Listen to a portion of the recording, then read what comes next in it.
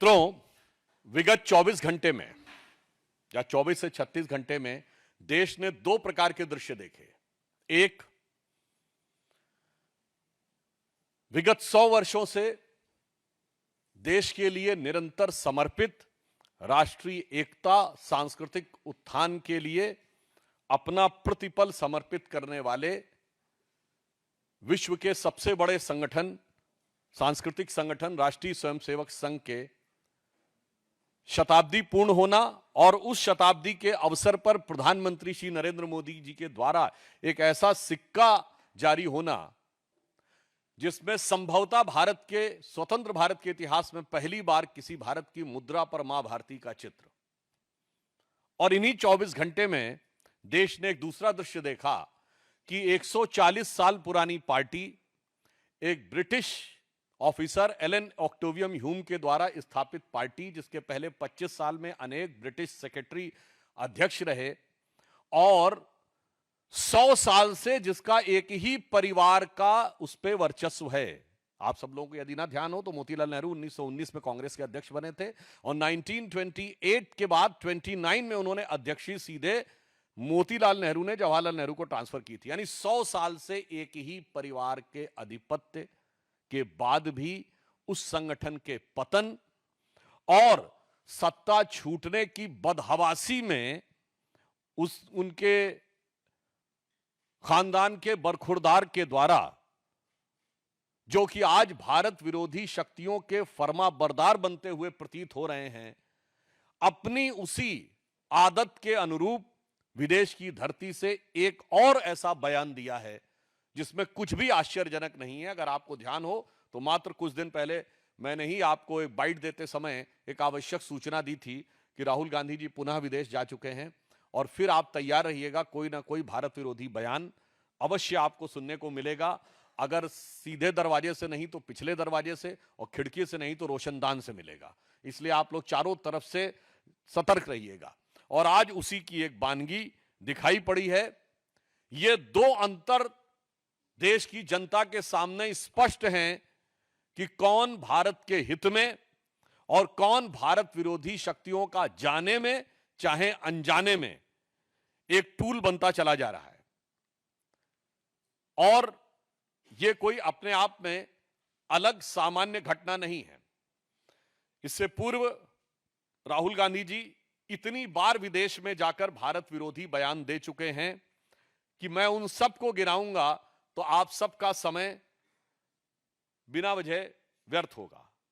अभी सितंबर 2025 में जो अभी इन्होंने बयान दिया कोलंबिया यूनिवर्सिटी में, जो अभी आज दिया है, इससे पहले वो सितंबर 2024 में वॉशिंगटन, 9 सितंबर 2024 को अमेरिका के टेक्सास, सितंबर 2024 में वर्जीनिया, 6 मार्च 2023 को लंदन, फिर मार्च 2023 में फिर लंदन और मार्च 2023 में कश्मीर को लेकर अन्य विषयों को लेकर उन्होंने बोला है। मई 2022 में लंदन में, मई 2022 में रूस यूक्रेन के बारे में उन्होंने बोला, फिर ब्राउन यूनिवर्सिटी में मार्च 2021, दुबई में जनवरी 2019, लंदन में अगस्त 2018, मलेशिया में मार्च 2018, सिंगापुर में मार्च 2018, बहरीन में जनवरी 2018 और अमेरिका में सितंबर 2017।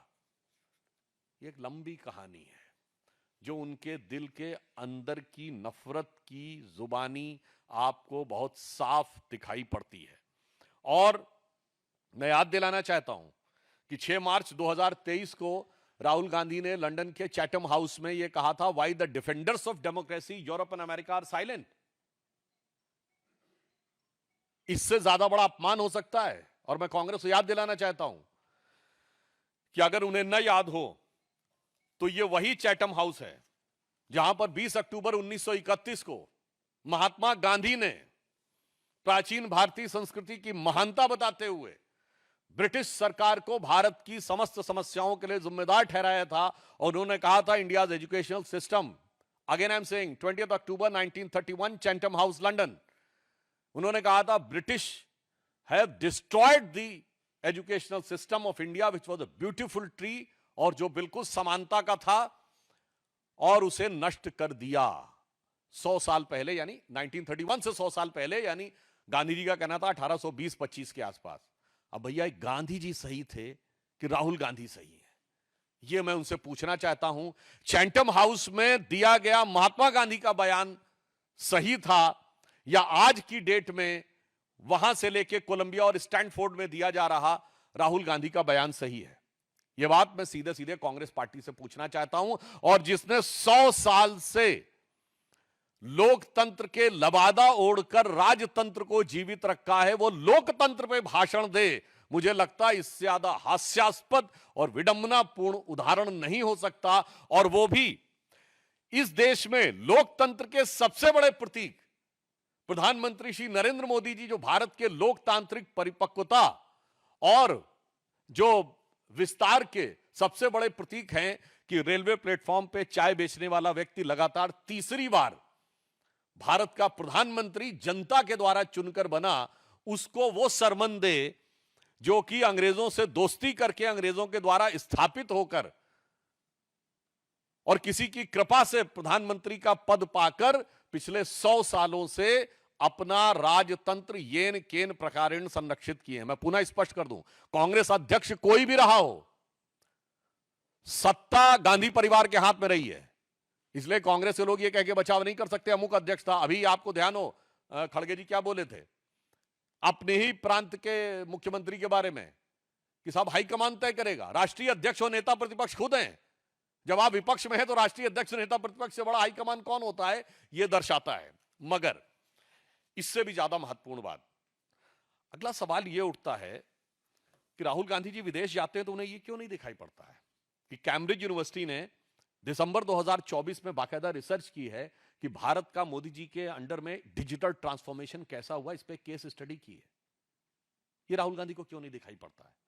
स्टैनफोर्ड ने अपनी एक एआई इंडेक्स रिपोर्ट तैयार की है जिसमें उसने कहा है कि India has ranked first in the global AI skill penetration and is in the top 4 countries of AI vibrancy. ये किसने कहा? स्टैनफोर्ड। जिस स्टैनफोर्ड में जाकर राहुल गांधी भारत के बारे में अपशब्द, अपमानजनक और निरर्थक व्यर्थ की बातें करते हैं। स्टैनफोर्ड यूनिवर्सिटी ने एक एल्वेजियर टॉप 2% साइंटिस्ट की लिस्ट 2025 में जारी की है जिसमें उन्होंने कहा है कि the list feature 6,239 Indian researchers in the top 2% of the global scientist, highlighting India's rapid growth in the growing footprints and significant contribution in the international scientific research.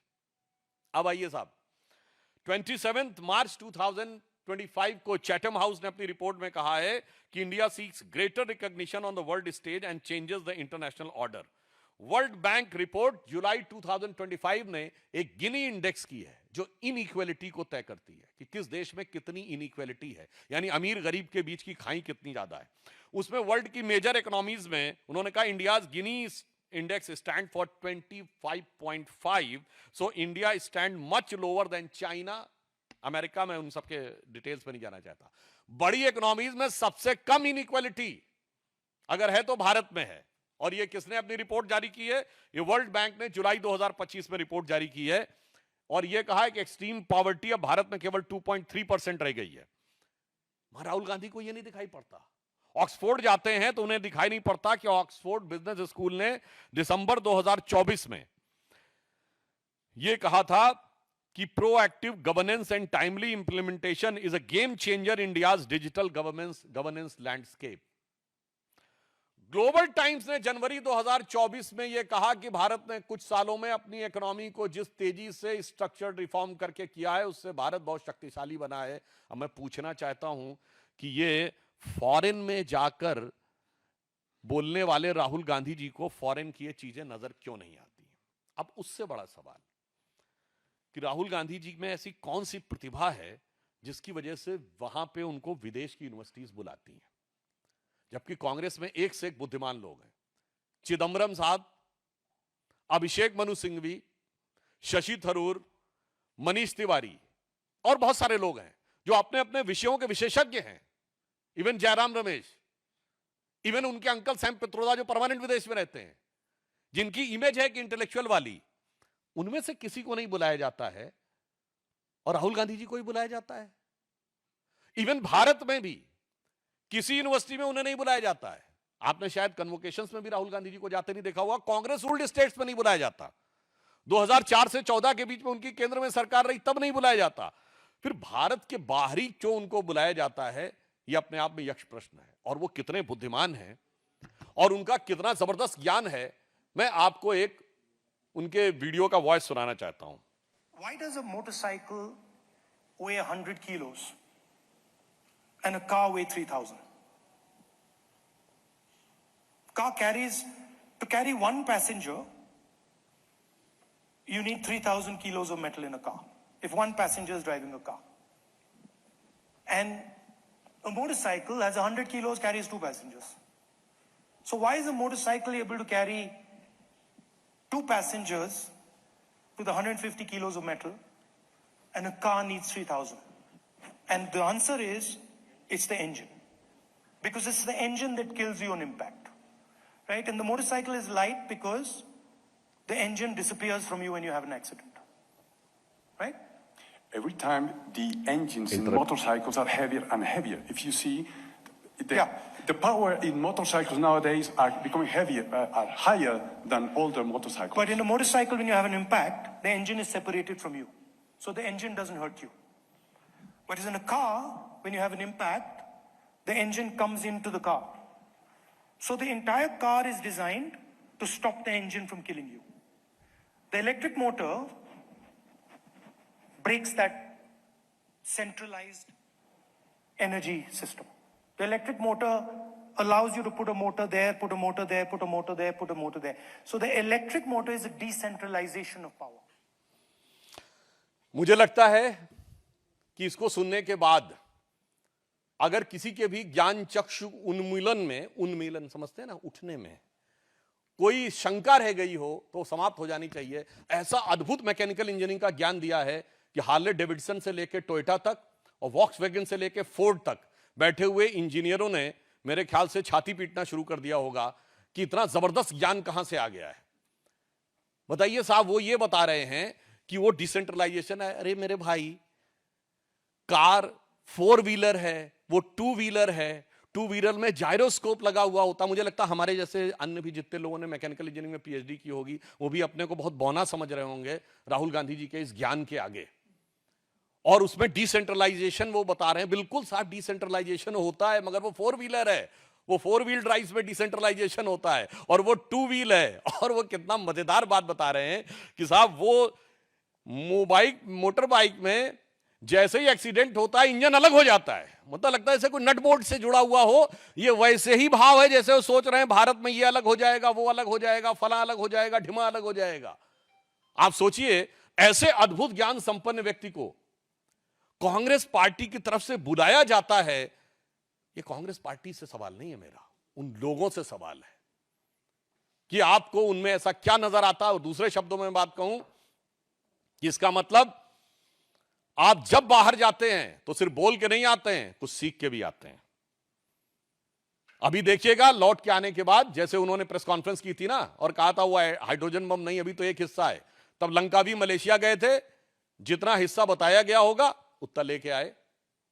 अब जितना कुछ और बताया जाएगा, संभावना है उसको लेके आएंगे, क्योंकि इस ढंग की चीजें मैं नहीं कह रहा हूं, मैं सोशल मीडिया में और पब्लिक मीडिया में अवेलेबल है। राहुल गांधी से पूछना चाहता हूं कि जो कुछ बोला गया है ये सच है क्या? अगर सच है तो आपने दुनिया में कौन सी इंजीनियरिंग की यूनिवर्सिटी से आपने पढ़ा है?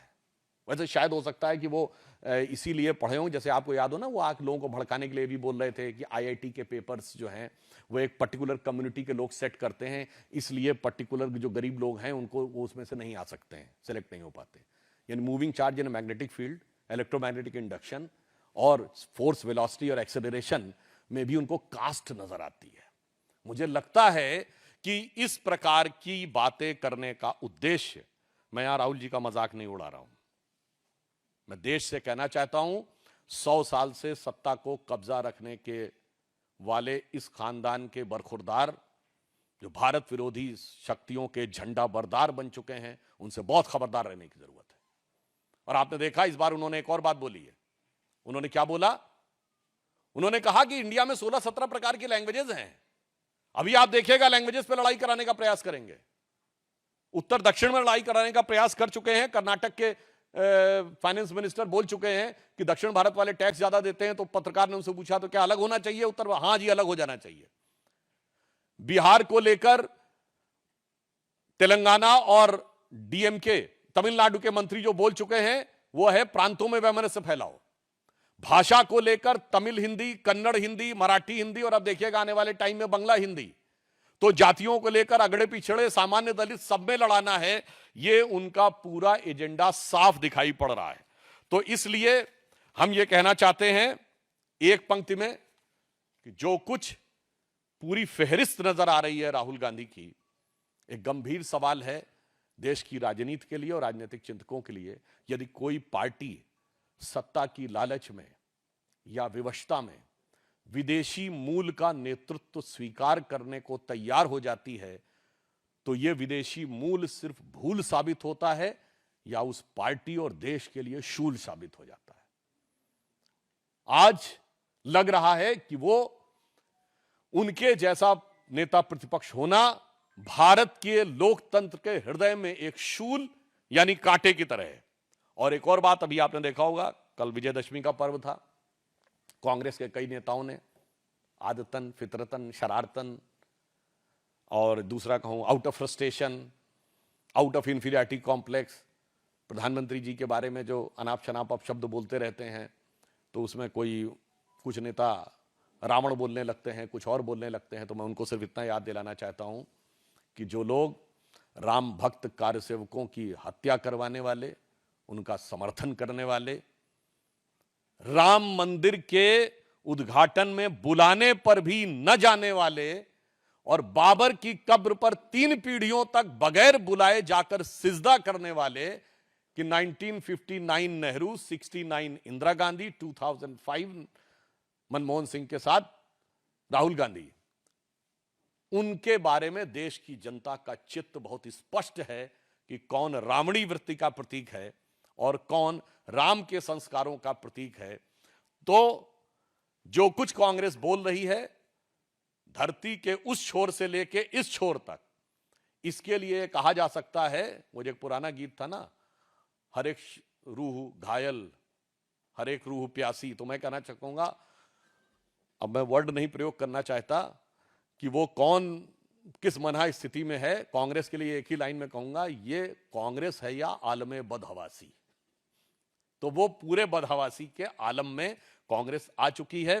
और मैं देश से कहना चाहता हूं इस विषय पे कि ये खतरनाक शक्तियों के, विदेशी शक्तियों के हाथ में कांग्रेस जाने या अनजाने, मैं दोनों बात से कह रहा हूं, जो कांग्रेस के नेता जान रहे हैं वो देश के लिए, देश के साथ द्रोह कर रहे हैं। जो नहीं जान रहे हैं, अनजाने में टूल बने हुए हैं, उनको समझदारी दिखानी चाहिए और इन नेताओं को रोकना चाहिए। मगर बहुत स्पष्ट हो गया है कि कांग्रेस इस समय राष्ट्र विरोधी तत्वों के हाथ का एक खिलौना बनती जा रही है। कांग्रेस का नेतृत्व एक जमाने में इतना परिपक्व था, आज की डेट में उतना ही अपरिपक्व है। कांग्रेस का नेतृत्व एक जमाने में अल्ट्रा लेफ्ट और इन लोगों को यूज करना जानता था, इंदिरा गांधी और पीवी नरसिम्हा राव तक। आज उनके द्वारा यूज होने लगा है। यह सिर्फ कांग्रेस के लिए समस्या नहीं है, आज देश के लिए चिंता का विषय है।